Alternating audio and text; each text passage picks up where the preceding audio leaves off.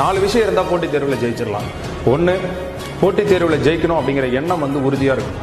எண்ணியர் எண்ணியாங்கு எய்துவர், எண்ணியர் திண்ணியராக பெறினார் வள்ளுவர். 2, முயற்சி உடையவராக இருக்க வேண்டும்.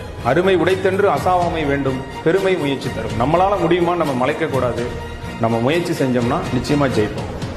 ஸோ 3வது விஷயம், திட்டமிட்ட உழைப்பு இருக்கணும். கடின உழைப்பு கிடையாது, திட்டமிட்ட உழைப்பு. கலங்காது கண்ட வினைக்கண் துளங்காது தூக்கம் கடிந்து செயல்னாரு.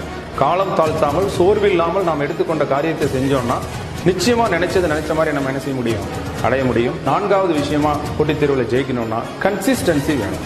அதாவது தொடர்ந்து நீங்க படிக்கணும். செய்து கொண்டிருக்கக்கூடிய காரியத்தை மறந்துடக்கூடாது.